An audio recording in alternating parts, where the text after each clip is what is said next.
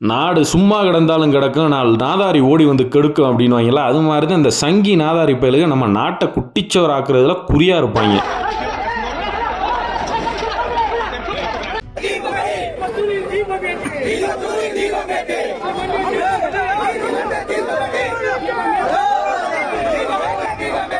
தற்குறி பயலுகளா, என்னடா தீபம் ஏத்து இந்த தீபம் ஏத்தி தரடா இருக்காங்க, அதான் நல்லா கொழுந்து விட்டு எரிஞ்சு தரடா இருக்கு தீபம். அதே நல்லா தானங்க தீபம் எரிஞ்சுக்கிட்டு இருக்கு, அப்புறம் என்னங்க இந்த சங்கி பயலுக்கு எதுக்கு கலவரம் பண்ணிக்கிட்டு இருக்காங்க தமிழ்நாட்டுக்குள்ள அப்படின்னு தானே கேக்குறீங்க. அவங்க தீபம் ஏத்தணும்னு சொல்லி கலவரம் பண்ற இடமே வேற. அதாவது திருப்பரங்குன்றம் மலை உச்சியில சுல்தான் சிக்கந்தர் தர்காவுக்கு பக்கத்துல ஒரு 15 மீட்டர்ல பாத்தீங்கன்னா அந்த தீபத்தை ஏத்தணும்ன்ற மாதிரி ரொம்ப வருஷமா சொல்லிட்டு இருக்காங்க. வழக்கமா ஏத்துற இடத்துல தீபம் ஏத்தக்கூடாது, இங்கதான் ஏத்தணும் அப்படின்னு சொல்லிதான் இவங்க கலவரத்தை பண்ணிக்கிட்டு இருக்காங்க. பல வருஷமா அந்த கார்த்திகை தீபமானது எங்க ஏத்திக்கிட்டு இருக்காங்க அப்படின்னா அந்த மலையில உள்ள உச்சி பிள்ளையார் கோயில தான் ஏத்திக்கிட்டு இருக்காங்க. அது கோயிலுக்கு கீழே உள்ள பாறையை செதுக்கி அதுல எண்ணெயை ஊத்தி எரிய வைக்கிறது தான் மோட்ச தீபம் அப்படின்னு சொல்றாங்க. அந்த ஏரியா மக்கள், அதாவது திருப்பரங்குன்ற ஏரியா மக்களும் சரி, அறநிலையத்துறையும் சரி, தர்கா உரிமையிலையும் சரி, எந்த ஒரு பிரச்சனையும் இப்ப வரல. தேவையில்லாம அந்த ஹிந்துத்துவ RSS சங்கி குரூப் பாத்தீங்கன்னா இந்த நல்லா இருக்கிற ஊரை நாசமாக்குறதுக்காண்டி இப்படி ஒரு பிரச்சனையை வருஷம் பண்றாங்க. இந்த வருஷம் தீவிரமா பண்ண ஆரம்பிச்சிட்டாங்க. என்ன பிரச்சனை பண்றாங்கன்னா, இந்த கார்த்திகை தீபம் ஏத்துற இடம் வந்து மோட்ச தீபம் ஏத்துற இடம் இருக்கு, இது வந்து ஆகம விதிப்படி இல்ல இப்படின்னு சொல்லி அந்த தர்காக்கு பக்கத்திலேயே அவங்க வந்து தீபம் ஏத்துறதுக்காண்டி ரொம்ப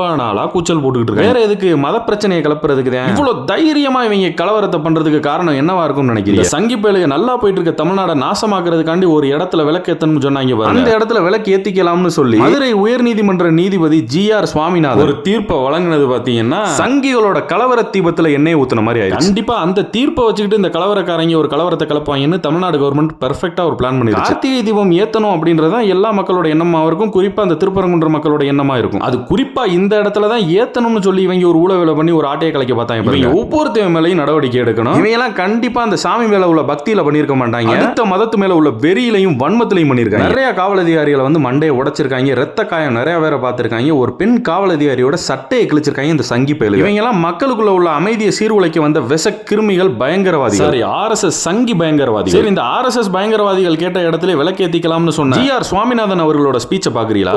கேஸ்ல கன்விக்ஷன் ஆயிடுத்து, 18 மாதம் தண்டனை கொடுத்துட்டா அப்படின்னாரு. எனக்கு புரியவே இல்லை. நம்ம சனாதன தர்ம நெறிப்படி எனக்கு தெரிஞ்சு வாழக்கூடிய ஒரு மனுஷன் எந்த தப்புமே பண்ணிருக்க முடியாது, இவருக்கு போய் எப்படி இந்த மாதிரி ஒரு நிகழ்வு நடந்ததுன்னு எனக்கு புரிஞ்சுக்கவே முடியல. சரிதான், அதாவது கன்விக்ஷன் ஆயிருச்சு, 18 மாசம் தண்டனை கொடுத்துட்டாங்க, அவங்க தான் குற்றவாளின்னு சொல்லி. ஆனா அவர் சனாதன நெறிப்படி வாழ்றவர், அவர் தப்பு பண்ணிருக்க மாட்டார்.